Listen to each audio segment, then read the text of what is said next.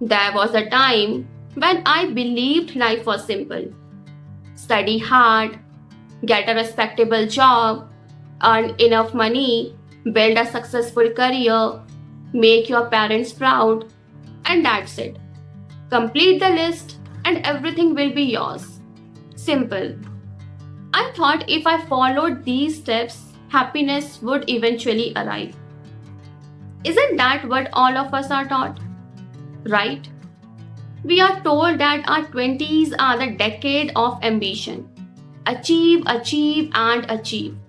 Work harder than everyone else. Build an impressive resume. Stay productive all the time. Don't waste your potential. Don't fall behind. And somewhere along the way, we begin to believe that our worth is measured by how successful we are in terms of money and status. So we keep grinding, not because we are happy, but because everyone else is doing the exact same thing. I think that's why so many people feel lost in their 20s. Not because they are lazy, not because they lack ambition, but because they are exhausted from chasing a finish line they never ever stopped in their life to question. Most of us don't choose our ambitions. Yes, we don't choose our ambitions. They are chosen for us by our parents, by our teachers, by the society we live in, and now social media. Even strangers who somehow have opinions about what our life should look like. We inherit dreams before we are old enough to ask ourselves, is this what I want actually? I had humble beginnings. Like many people, I believed education would change everything. I studied hard, I worked hard. I genuinely believed that if I just kept going, everything would eventually fall into place. Because that's what we are told since we were children, right? Study hard, get a respectable job, earn enough money, make your family proud, and you will be happy. But life doesn't always work that way. At least it didn't work for me. Sometimes you can do everything right and still feel completely broken and lost inside. That's one of the loneliest feelings in the world because when you have followed every rule society taught you to follow, who do you blame when you are still unhappy? For a long time, I thought something was wrong with me. Maybe I wasn't grateful enough for what I had. Maybe I wasn't working hard enough. Maybe I expected too much from life. But eventually I realized I wasn't unhappy because I had failed. I was unhappy because I wanted myself to succeed at something that didn't belong to me. I spent years grinding to build a life that looked successful in the eyes of society. From the outside, I was doing everything I was supposed to do. But no matter how right it looked on the outside, it never felt right to me. I wasn't living for the things I truly wanted. I was living for the expectations other people had placed on me. And I don't think I'm alone. How many people wake up every Monday morning feeling anxious before work? How many people secretly dream about a completely different life? A life where they wake up excited, where their work feels meaningful, where they feel free. But instead of taking the first step, they convince themselves that they are too old, too late, or too far behind to start over. How many people stay in lives that slowly drain them simply because walking away would mean admitting that the person they have spent years trying to become was never who they truly were? There is something called the sunk cost fallacy. It's the tendency to keep investing in something simply because you have already invested so much. We do it with money, we do it with relationships, and we definitely do it with our careers. We tell ourselves, I have already spent 10 years building this. I can't walk away now. What will people think if I quit now? What if I regret? So we stay. Not because we are happy, but because leaving things in which we have invested so much of ourselves feels more painful than staying in things that we want to leave. And I'm the prime example of this.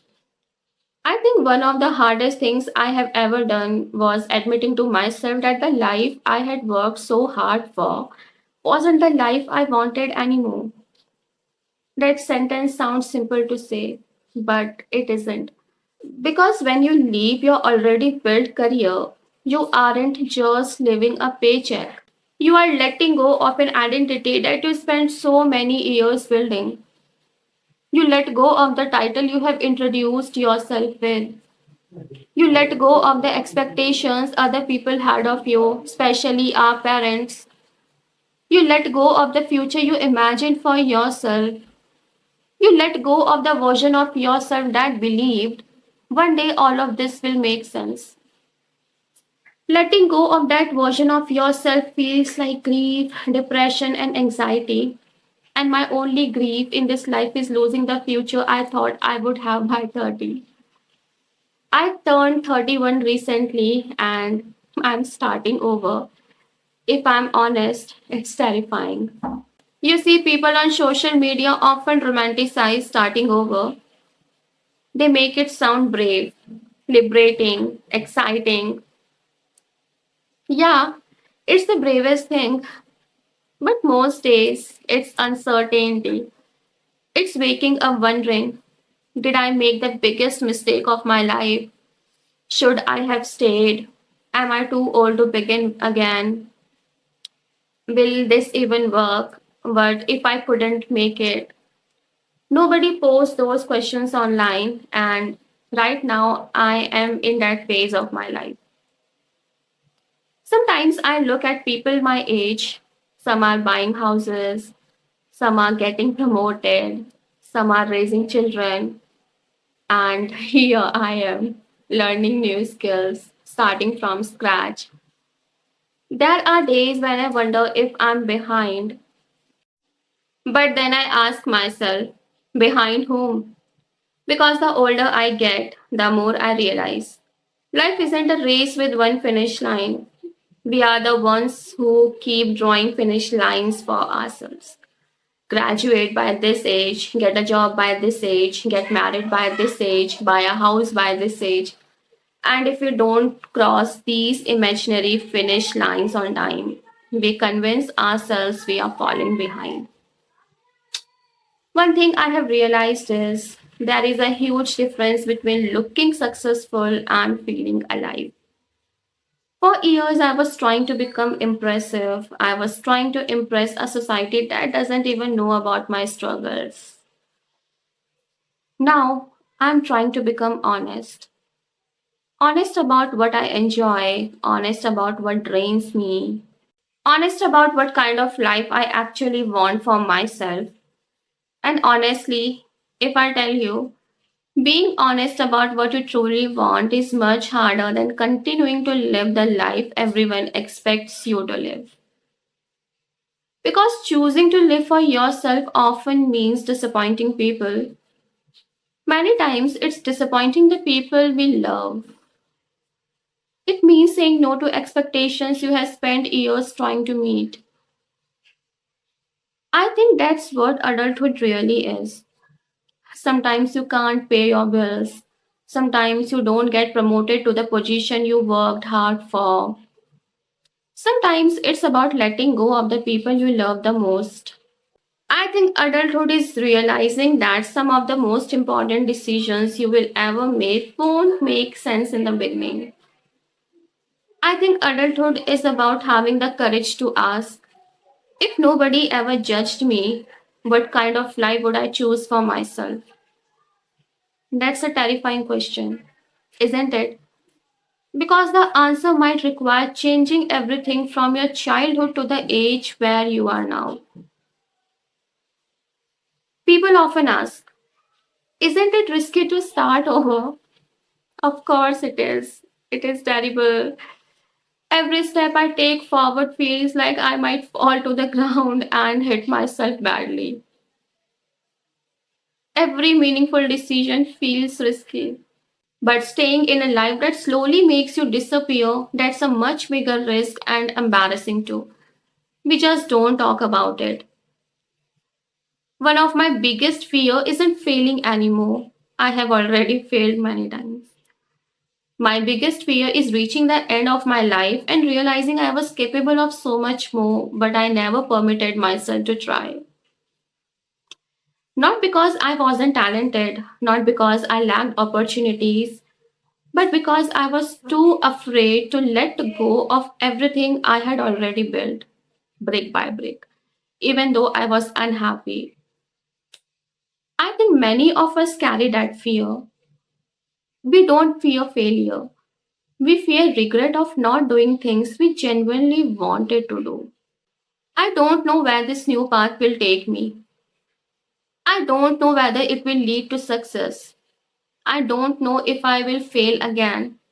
Life doesn't come with guarantees, right? But I would rather live with uncertainty than spend another decade wondering, what if? Because regret is much heavier than fear. Fear eventually fades, but regret stays for life. Maybe your version of starting over isn't changing careers.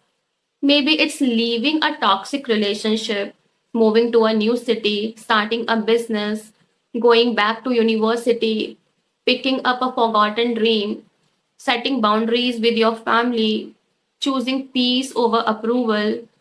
Whatever it is, the feeling of starting over is the same in every situation. You are grieving the old version of yourself by trying to become someone you have never been before.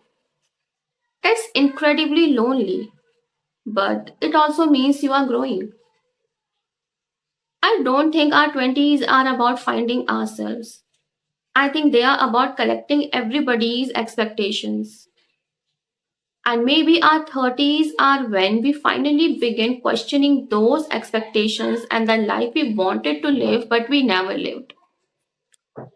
Not because we have failed to do so, but because now we are finally mature enough to ask, whose life have I been living all this time?